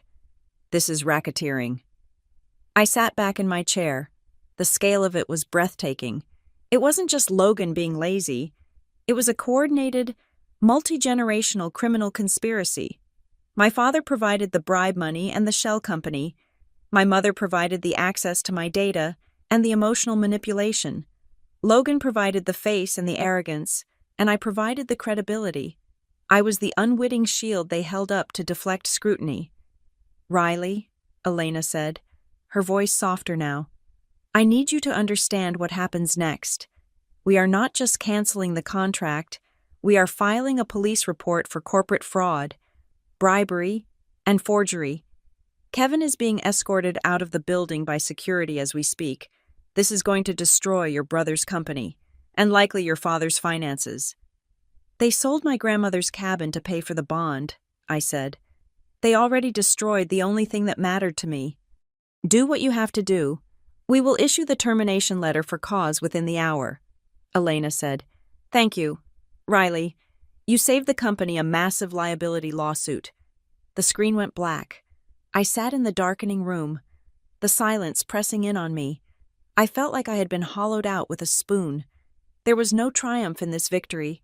There was only the cold, hard realization that the people who were supposed to protect me had been feeding off me like parasites.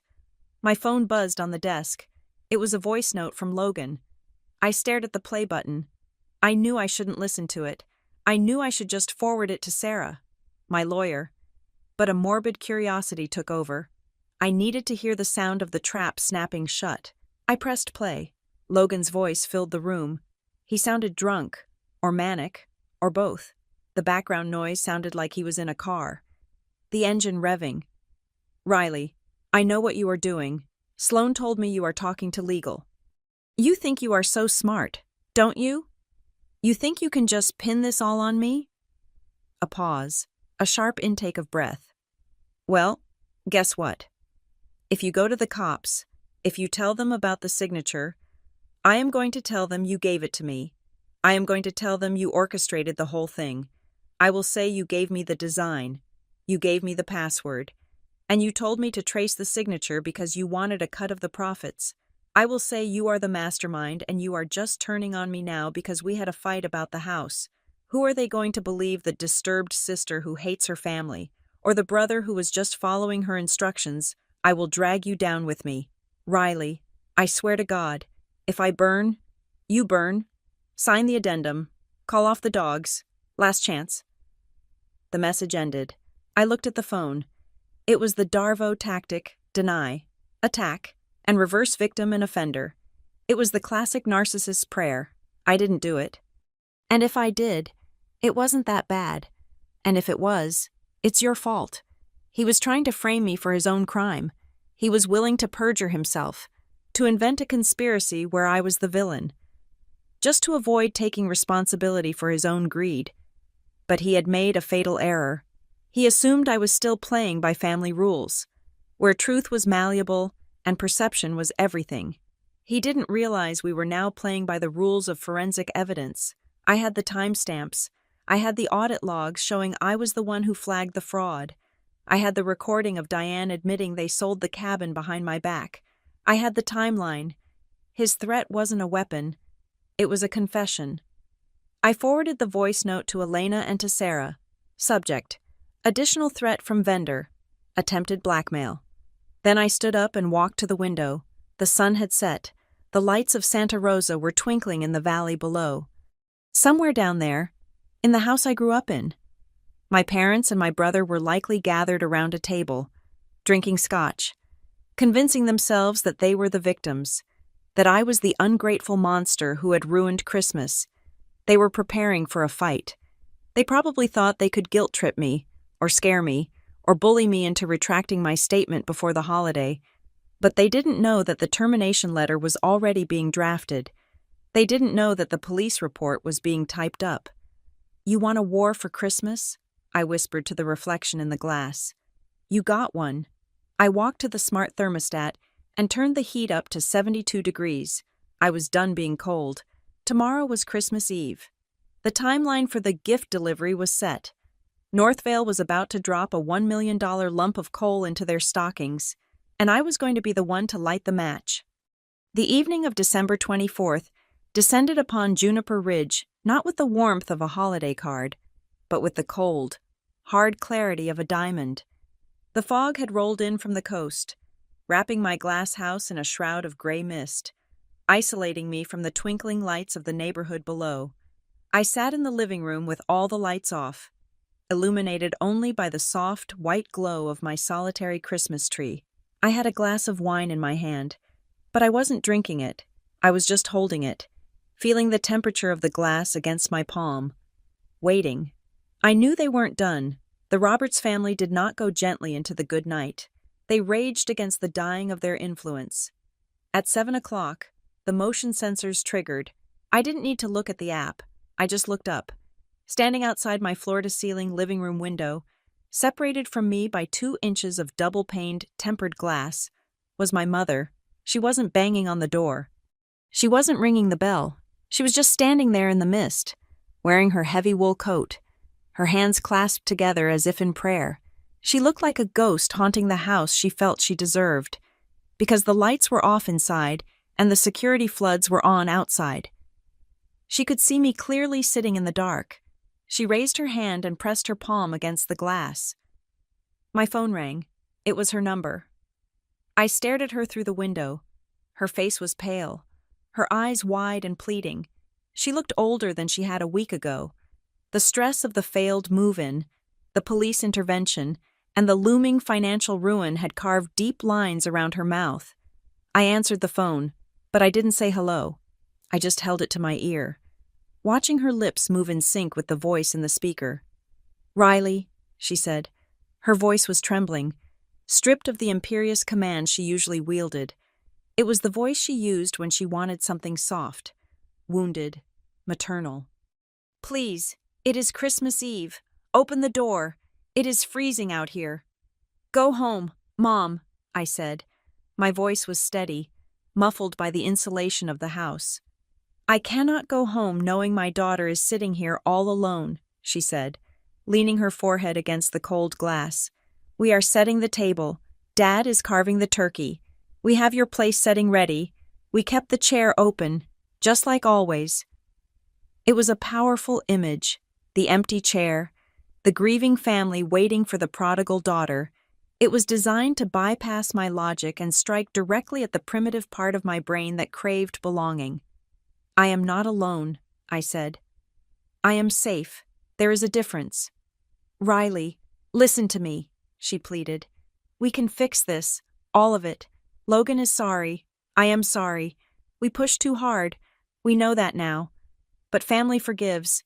That is what we do. Just come home. Sign the addendum not for the money, but as a gesture of peace. Just sign it to show you still love us." If you sign it, you can come back. We will forget everything that happened this week. We will start fresh." I stood up and walked to the window. I stood inches from her, separated only by the invisible barrier of the glass. I could see the condensation forming around her mouth where her warm breath hit the cold surface. "You are bargaining," I said. "You are trying to trade a seat at a dinner table for $1 million in fraud. That is not love. Mom, that is a transaction." Her expression hardened slightly. "It is not a transaction. It is an olive branch. Do you really want to spend Christmas Eve filing lawsuits? Is that who you have become?" "I am not the one who filed anything yet," I said. "I just told the truth." "Well, you need to retract it," she said, her voice dropping the sweet veneer. "Because if you do not come with me right now, if you do not sign that paper, you are leaving us no choice." "No choice to do what?" "We filed an emergency injunction this afternoon," Diane said. The words hung in the air between us. "Our lawyer, a real one, not Logan's friend, went to a judge. We are claiming that Northvale is in breach of contract and that you, the project manager, are acting with malicious bias to cause irreparable harm to a local business. We are asking the court to force Northvale to honor the contract and freeze the termination." I stared at her. They had doubled down. Instead of retreating in shame, they had attacked. They were using the legal system to try and bully my employer into keeping them on the payroll. "You filed an injunction?" I asked, incredulity seeping into my tone. "On what grounds you submitted a forged bid?" "The court does not know that yet," Diane said, a flash of triumph in her eyes. "All the court knows is that a big corporation is trying to bankrupt a small family business on Christmas Eve because of a sister's vendetta. It looks terrible for Northvale. We will drag this out for months. Riley, we will depose you. We will subpoena your emails. We will make you look like a hysterical, vindictive woman who destroyed her brother because she was jealous of his success. Do you want that? Do you want your bosses to see your family laundry aired in public court?" I realized then that she wasn't here to apologize. She was here to deliver a threat wrapped in a guilt trip. She was offering me a choice: submit to their control and be family again, or resist and be destroyed publicly. "You are holding Christmas like a weapon," I said. "You are using the holiday as a noose. You think I will put my head in it just to feel warm for a few hours." "I am trying to save you from yourself," she cried out, slamming her hand against the glass. The sound was a dull thud. "Come home.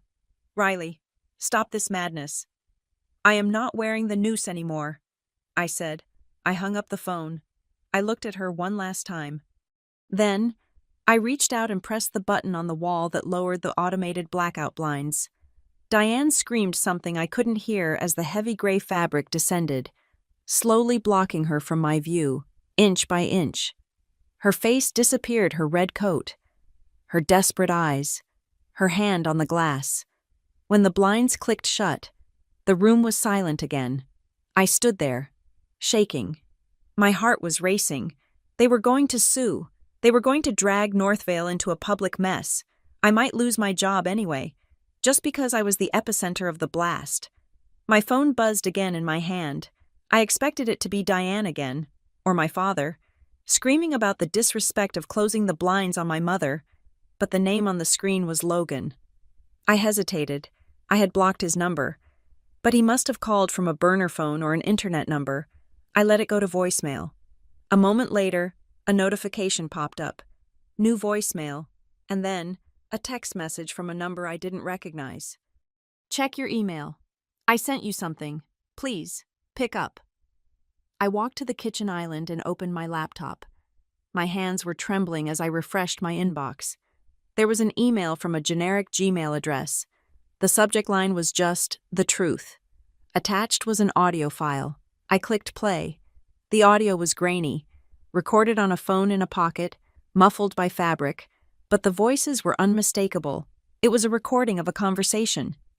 "We cannot sell the cabin. Walter, Riley will find out." That was Diane's voice. "She won't find out until the probate clears in 10 years. My father's voice grumbled. "She never goes up there anyway. We need the cash now. Logan is drowning." But the deed requires her signature, Diane argued. So sign it, Walter snapped. You have her old report cards in the attic. Trace it. It is not like the county clerk checks that closely. We are her parents. We are doing what is best for the family. If Logan goes under, we all go under. Just sign the damn thing, Diane. There was a pause in the recording, then the sound of paper rustling, the sound of a pen scratching on paper. I feel sick doing this, Diane whispered.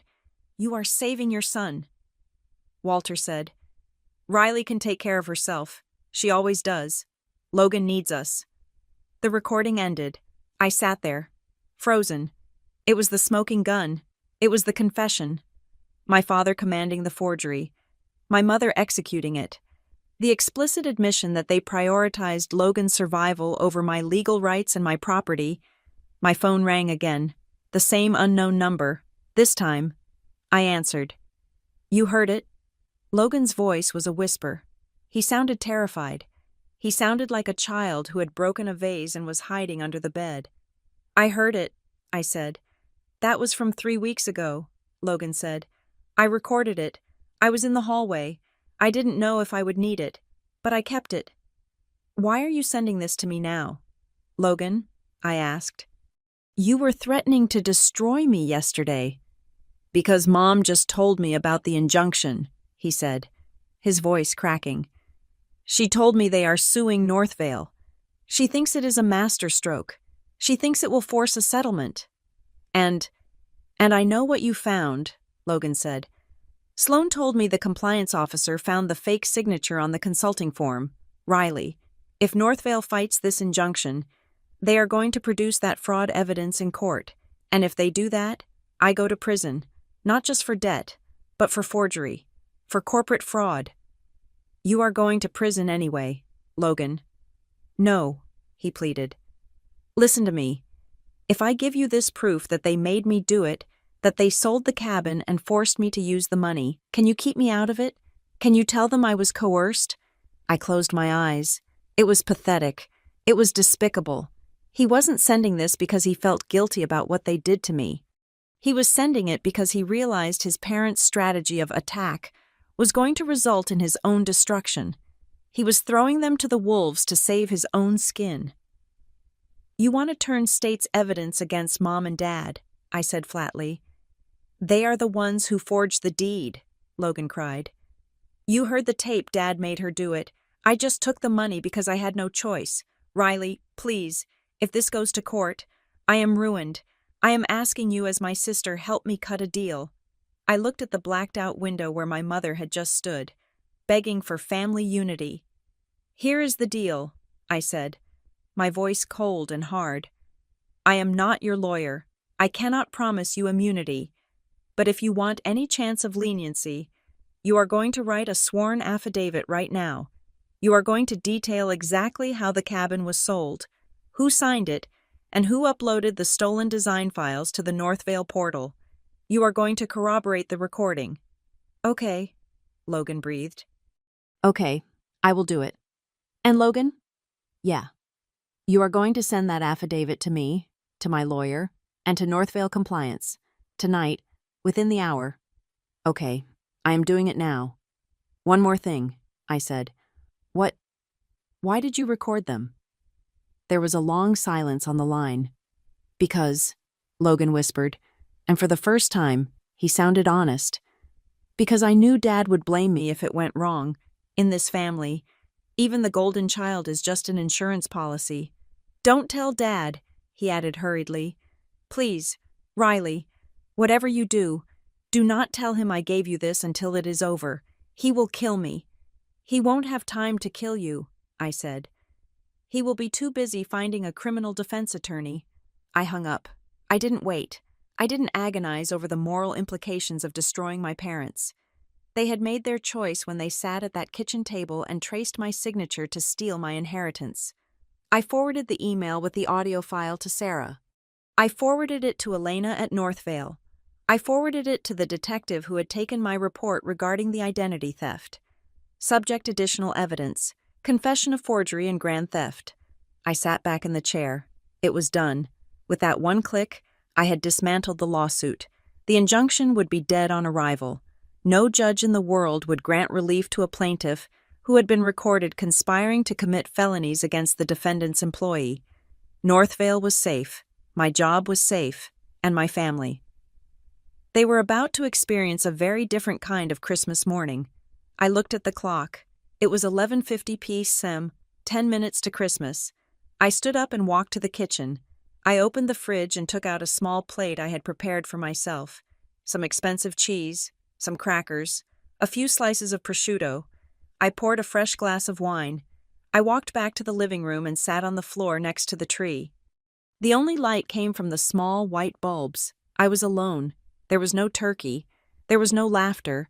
There was no pile of gifts. But there was no anxiety. There was no knot in my stomach wondering if I was fat, if I was successful enough, if I had said the wrong thing. There was no debt. There was no lie. I took a sip of wine. For 35 years, I had been taught that being alone on Christmas was the worst fate imaginable. I had been taught that the noise and the chaos and the cruelty of family were better than silence. They were wrong. The silence was heavy. Yes, but it was the heaviness of a blanket, not a stone. Merry Christmas, Riley, I whispered to myself. I took a bite of cheese. It tasted like freedom. The emergency hearing took place on December 28th, tucked between the holidays like an unwanted receipt. The courtroom in downtown Santa Rosa was sterile and cold, smelling of floor wax and stale coffee. It was not the dramatic setting one sees in movies. It was a room of fluorescent lights and wood veneer where dreams went to be dissected by the scalpel of the law. I sat on the defense side, next to Northvale's lead counsel, a man named Mr. Henderson who wore a suit that cost more than my first car. On the plaintiff's side sat my family. Diane and Walter were dressed in their Sunday best, trying to project an image of respectable, wronged business owners. Logan sat between them, looking like a man who was waiting for a trapdoor to open beneath his feet. He refused to make eye contact with me. He knew that in the briefcase next to my feet lay the affidavit he had emailed me on Christmas Eve, the document that would save his skin while flaying his parents alive. The judge, a stern woman with reading glasses perched on the end of her nose, looked annoyed to be there during the court's recess week. "We are here on the matter of Caldwell Terra Works versus Northvale Development Group," she said, flipping through the file. "Plaintiff seeks a temporary restraining order to prevent the defendant from terminating a construction contract, alleging bad faith and retaliatory conduct. Counsel, you may proceed." My family's lawyer, a man Logan had likely found on a billboard, stood up. He was blustery and loud, trying to compensate for a lack of facts with volume. "Your Honor," he began, gesturing wildly toward me. "This is a simple case of a domestic dispute spilling into the corporate sphere. The project manager, Ms. Roberts, was disinvited from a family Christmas gathering due to personal friction. In retaliation, she has abused her corporate power to fabricate reasons to void a valid, executed contract worth $1.2 million. She is trying to bankrupt her own brother out of spite. This is vindictive, it is unprofessional, and it causes irreparable harm to my client's business." Diane nodded solemnly from the bench, dabbing at dry eyes with a tissue. She was playing the role of the heartbroken mother to perfection. The judge looked at me. "Mr. Henderson," Northvale's lawyer stood up. He didn't wave his arms. He didn't raise his voice. He simply picked up a single piece of paper. "Your Honor, Northvale is not terminating this contract because of a Christmas dinner," Henderson said smoothly. "We are terminating for cause based on gross fraud, forgery, and identity theft. We are happy to present the evidence." The air in the room changed instantly. The boredom vanished, replaced by a sharp, electric tension. "Fraud?" the judge asked. "Exhibit A," Henderson said, handing a document to the bailiff. "This is a design consulting commitment form submitted by the plaintiff to qualify for the bid. It bears the signature of Ms. Riley Roberts as the supervising architect. However, Ms. Roberts did not sign this document." Diane stiffened. I saw Walter grab her arm. "Ms. Roberts," the judge said. looking directly at me. "Did you sign this?" "No, Your Honor," I said, my voice clear and steady in the quiet room. "That is a tracing of a signature I used over a decade ago on personal family documents. It was lifted without my consent and applied to this form to bypass Northvale's safety regulations." "That is a lie," Diane blurted out. "Order," the judge snapped, slamming her gavel. Henderson continued, relentless. "Exhibit B, we have a sworn affidavit from Mr. Logan Roberts, the principal of Caldwell TerraWorks, admitting that the signature was forged by his parents, Diane and Walter Roberts, and that he was instructed to include it in the bid package." A gasp went through the room, not from the gallery, but from the plaintiff's table. Diane whipped her head around to look at Logan. The look on her face was not maternal. It was the look of a predator realizing its own cub had bitten it. Logan stared straight ahead, his face pale as a sheet, sweating through his collar. He had made his deal with me. He had chosen survival. "Your Honor," the plaintiff's lawyer stammered, clearly blindsided, "I was not aware of this affidavit." "It seems your clients were not entirely forthcoming with you," the judge said dryly. "There is more," Henderson said. "Exhibit C, the plaintiff claims irreparable harm if the contract is canceled. However, the performance bond required for this contract, the financial guarantee was purchased with funds obtained through wire fraud." He laid the deed to Pine Hollow on the table. 3 weeks ago, the parents of the plaintiff sold a property held in trust for Ms. Roberts without her knowledge or consent. They forged her signature on the grant deed, liquidated the asset for $210,000, and used $50,000 of those stolen proceeds to purchase the bond for this contract. This contract is not a business agreement, Your Honor. It is the laundering vehicle for a grand theft. The judge picked up the deed. She looked at the signature on the deed, then at the signature on the consulting form. She looked at Diane and Walter. "Mrs.